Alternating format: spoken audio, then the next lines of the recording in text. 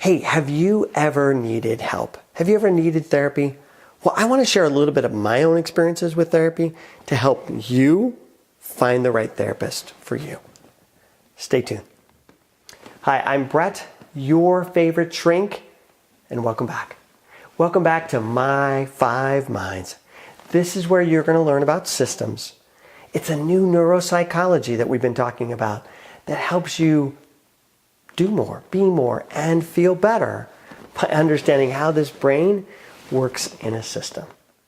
Today in particular, I want to talk about therapy. I want to talk about finding a therapist because not all therapists are the same and not all people are the same either.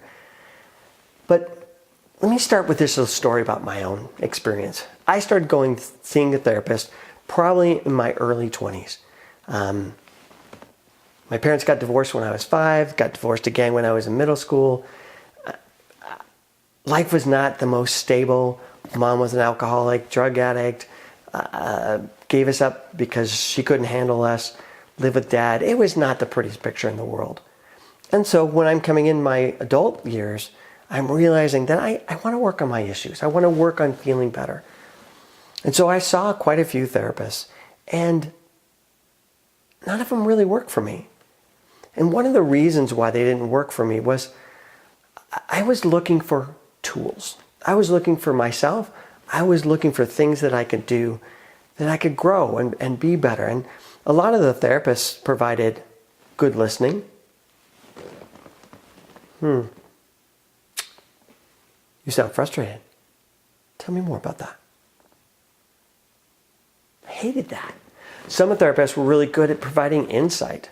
Kind of helping me go back in my past and kind of deal with some of the feelings that I was feeling from the past. And again, that was useful too.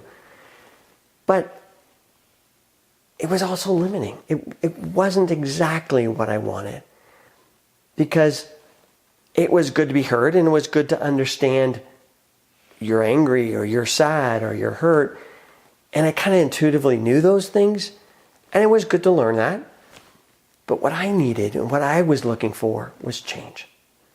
I wanted to be more, do more, feel better. Right? Does that sound familiar? And so I needed some answers. And that's what I was looking for in my therapy. So everybody's different. Everybody's needs are different. And so I just want you to, first off, when you think about going to therapy, I want you to think about, what is it? What do you really want the most? And then begin to look for a therapist based on that.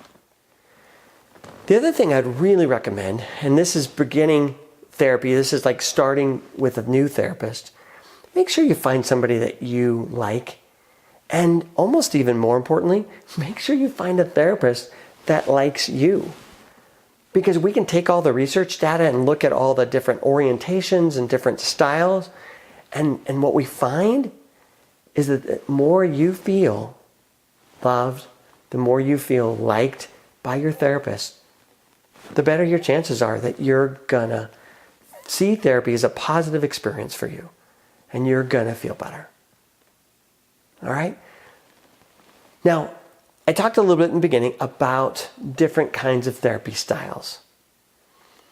I think some therapists are really good at empathy and empaths. They're good listeners. And maybe they even ask a lot of good questions to help you dig deeper in yourself.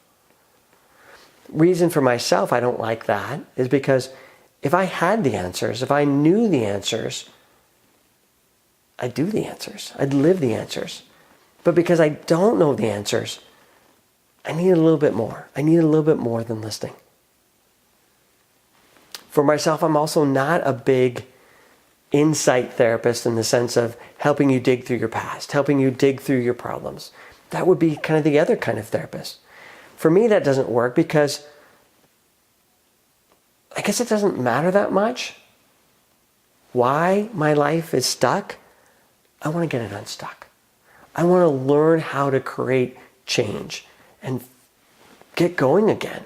So it's helpful to think about, what life was like growing up, talk about those relationships, maybe even vent some of the feelings that I had in those early days and early years. But just venting those feelings never got me anywhere. It didn't feel like it really got me changing.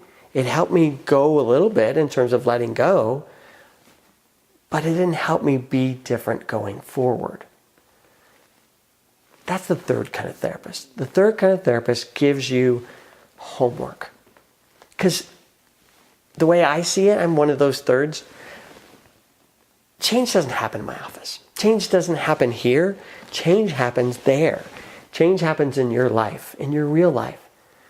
And if you're really going to make a difference, you need to practice new behaviors, new skills. Create kind of new patterns for yourself, because that's where life is lived. In your world, not in my world. And so that's kind of one of the reasons why I give lots of homework here, is I want you to take what you're learning and be able to apply it into your own life. Now, I hope that that information was helpful for you. If you're planning on going to therapy, here's your homework. I want you to first start off with finding out what your needs are. Think about, what do you want most? Do you need insight from the past? Do you need someone to listen to you? Or do you want some tools to create change? You decide what works for you. Then I want you to search. I want you to do a little bit of shopping. Don't settle with your first therapist unless it's just a phenomenal session. But check things out. Try a couple different therapists so you can feel, where is it you feel loved? Where is it you feel accepted? Now, I'd love to hear your comments. I'd love to hear about your experiences with therapy in the past, or your experiences with looking for a therapist right now. If you like the video, please like our video. And if you want to learn more about how to be better, do better, and feel better, subscribe. I'm Brett, your favorite shrink, and this is my 5 minds. I'll talk to you soon. Take care.